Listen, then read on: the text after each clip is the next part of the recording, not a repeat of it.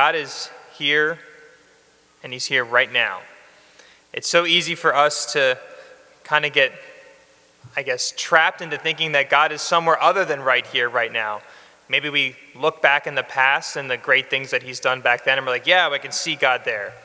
Or we start looking towards the future, and we're anticipating the great things that God is going to do in the future. But we forget that he's also right here, right now.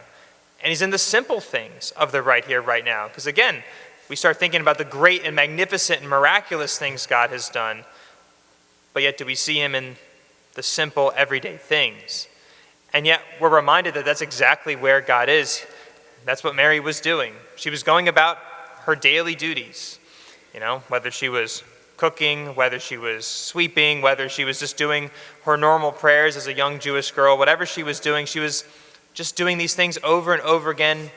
Mundane. This day probably seemed no different than any of the other days of her life. And yet it was in her normal routine that she encountered God in this incredible, miraculous, and special way. And what did she say? She said, yes, I'm the handmaid of the Lord, be it done unto me according to your word. That here we're like, wow, here's this young woman who made this huge yes to the Lord, to accepting the call of being the mother of God. And yet I would say that this was not her first yes. This wasn't her first time that she said yes, and then she never had to say yes to the Lord again. This was just the one that we hear about.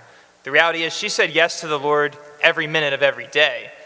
This one, probably the biggest of them, but it was just another instance that she said yes to the Lord, because her whole life was a yes to the Lord, both in the big ways and the small ways, the ones we hear about and the ones that we don't. And so how blessed are we to have such great a mother that we celebrate today, of Our Lady of Guadalupe, that she has been entrusted to us, or rather we have been entrusted to her, under her care, under her guidance, under her motherhood, that she may lead us ever closer to Jesus. As the saints say, never be afraid of loving Mary too much. You'll never love her more than Jesus did.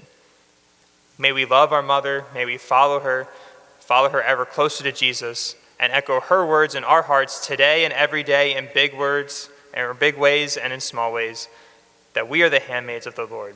Let it be done unto us according to his word.